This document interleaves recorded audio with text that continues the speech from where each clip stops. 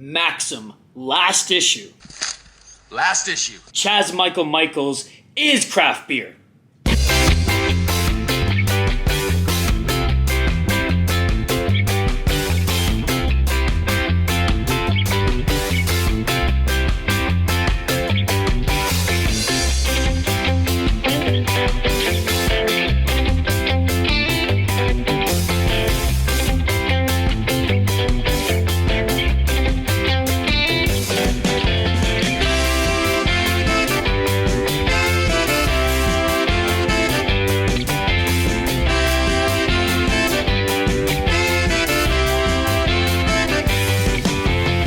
Welcome back to another Hoppy Hour here, ladies and gentlemen, and we have a great one on tap for you here today. Some might call it a mouth-devouring sex tornado of a beer. A hazy IPA, a high percentage hazy IPA. Some might call me troubled. If you call being a 9-year-old kid with a 35-year-old girlfriend troubled.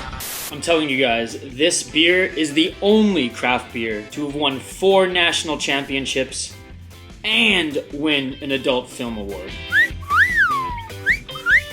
We have here the Barrel Theory Chazz Michaels, ladies and gentlemen, coming in at 7.5%. This is a hazy IPA with Simcoe hops. Barrel Theory with their funky but recognizable can art here. They never miss with the hazies. They never miss with any of their styles of beer. I personally love their barrel age, but anytime I have an opportunity to guzzle down a hazy IPA of theirs, you better believe that I'm excited for it as well. The names of their beers, as you can see here, I may like it a little too much being a Blades of Glory fan, is outstanding. Let's pour this shit up. I will taste it. I will review it. I will see what the community has to say on Untapped, and then we will rate it here on the video. Let's get it.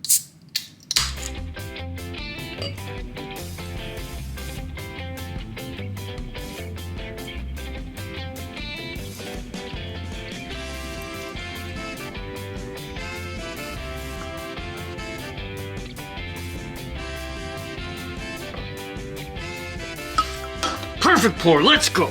Alright, ladies and gentlemen, Barrel Theory, and I'm very excited to try this one. I mean, I said in the opening segment, anything Barrel Theory is usually amazing. I even like some of their sours, and I can't stand sours. That is my least favorite type of beer, my least favorite genre. And I even give Barrel Theory sours a chance because everything they do right. They are easily top 5 beers in Minnesota. Shoot, I could even argue that they're top 3, 100%. Before we dive into this one, let's take a look at the can here. Signature Barrel Theory style is they all have kind of a little black label on the bottom with their great title and then kind of a cool, trippy, flashy sticker on the rest of it. So like I said, this one is a hazy IPA with Simcoe hops, 7.5%. And they've had this one for a little while. I've tried it a long time ago on tap, but I tried it when I had like a flight of their beers, when I was trying like everything all at once. And I remember it being really good, but I checked on Untapped, I checked my profile, and I'd never reviewed it. So we're officially reviewing it here. Take a look at how hazy it is, guys. Look at this. This is what a hazy IPA looks like, and my God, is it juicy. It smells so juicy. I mean, this smells exactly how you want a hazy IPA to smell, and honestly, when I cracked it open and was pouring it up, right away, the aroma was impactful. It punched you in the face, but in the best possible way. Oh, I just want to...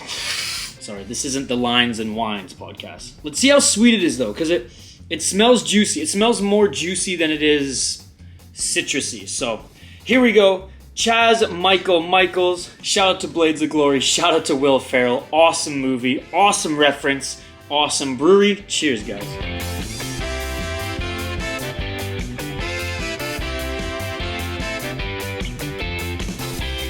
Oh my God. Wow. Wow. That's good. fucking right. This is amazing. I took a little bit of a smaller sip there because I want to be able to review it properly, not just down the whole thing and then just be a little buzzed on camera. Although I feel like I'm always a little buzzed after doing these. Juicy. Very juicy. Not super thick. Like, I wouldn't say it's rich. I wouldn't say it's thick, despite it being pretty damn hazy. It's very, very smooth.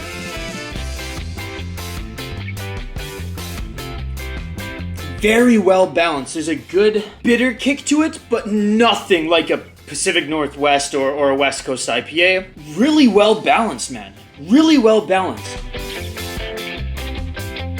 So right away you get that juiciness, little bit of a bitter aftertaste, maybe a little bit dank, but honestly in like the best possible way. Oh, everything about this complements each other so well. This is a juice bomb that has that little bit of a bitter kick to it, which all IPAs should. It's not incredibly sweet. I'd say the aftertaste is a little sweet, so it's juicy. Juicy right away, then a little bit bitter, then you get a little sweetness. And then when you put down the glass, you can kind of have a little bit of that dank aftertaste. But I'm telling you, it wasn't like that dank expired Modelo I had on my MMA stream last weekend. That was...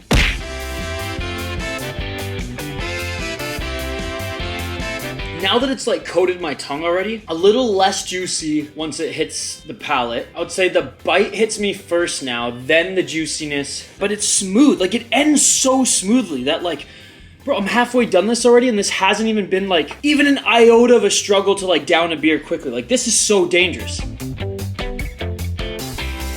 God, in the best possible way though, this is amazing. This is amazing, man, seriously, wow. Oh my goodness, and again, some IPAs, even some that like aren't double IPAs, some hazy IPAs, even some that aren't like double hazy IPAs, they can be thick. And this one is thick, but when I was pouring it, as you guys saw, like it was relatively more clear than some of the hazy IPAs that I believe we've reviewed on this channel and that I've drank in the past. This is one of the most smooth hazy IPAs I've ever had, and that doesn't take away from how balanced it is with that little bit of bitterness and how incredibly juicy this is. Oh my goodness, and at only 7.5%, shoot man, these could be a problem. All right, let's snap a pic for Untapped. Let's see what the community has to say, and then I'm gonna rate this puppy. When my roommates move, I won't have the luxury of having all the glasses that match all the beers that I'm trying. Literally half the breweries in Minnesota are featured on this little shelf. We'll just have to switch to growlers.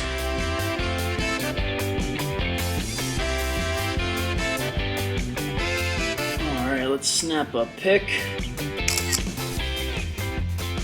Alright, before we officially rate it and add it to my Untapped profile, which by the way, follow me on Untapped, everybody. I am literally the same as I am on Twitter, at VI Sports Talk. Let's see what you, the community, have to say about this one. The average rating, oh my goodness, with over 2,400 reviews, 4.13. I have friends who've rated it 4.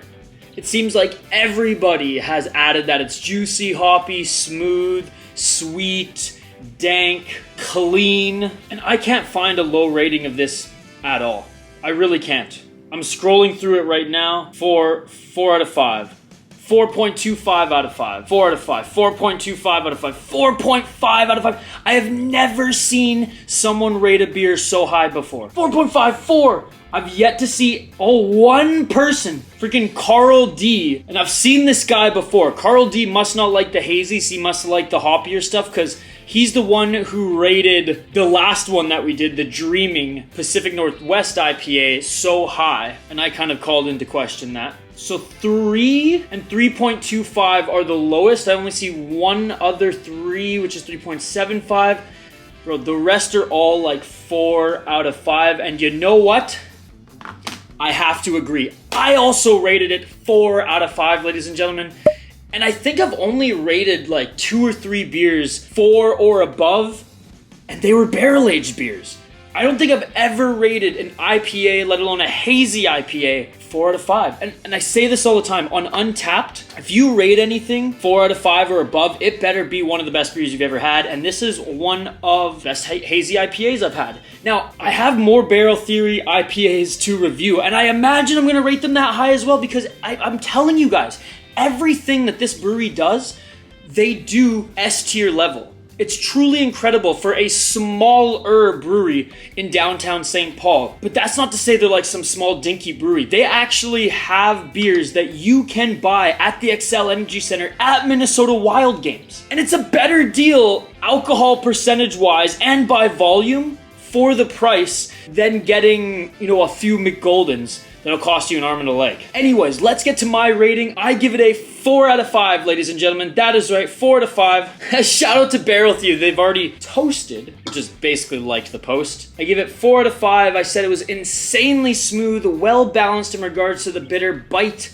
from an IPA, and a juice bomb of a hazy. Bonus points for the name. Excellent work. I did not mark it as sweet. Because if I'm going to mark something as sweet, like what I'm telling the public is that it's damn sweet. This has a normal amount of sweetness that I'd expect in a hazy IPA. It's not incredibly sweet. Now, if it was more sweet than expected, then I would have likely wrote in that it was sweet. I wrote that it was juicy, hoppy, smooth, dank, balanced, and clean. And I couldn't find clear as a way to describe it in like the tag description notes. So I hope clean is proper. I hope clean suffices. But anyways, guys, unbelievable hazy IPA here. And again, I'm more of a West Coast IPA guy, but this is incredible. This is incredible. I've rated this higher than some really good West Coast IPAs that I've fallen in love with, both back in British Columbia and here in Minnesota. Shout out to Barrel Theory Brewing. And I'm not just giving them this high of a rating because they're a sponsor on one of the podcasts. I'm being honest here. I would tell you guys, Timmy, I would tell you if there's a beer that I thought sucked. 2 for 2 so far on these Hoppy Hour segments, my man. Timmy Johnson's one of the owners and an absolute beauty. Chazz Michaels, ladies and gentlemen. Excellent beer. There's not much more to say. There's not much more to say. If you can pick up a Barrel Theory, go and do so. But likely those who are watching who drink craft beer, you're already knee-deep in the Barrel Theory, and this is nothing new to you. Hope you guys enjoyed this Hoppy Hour segment. Hope you guys enjoyed this beer review. As always, like and subscribe. Let me know in the comments what types of beer you want me to try next, or what specific beer you want me to try, assuming they distribute to Minnesota. Also, let me know any types of alcohol you want me to try as well. Tier lists. I'm open to everything on this segment, guys. Thank you for staying till the end of the video. Cheers.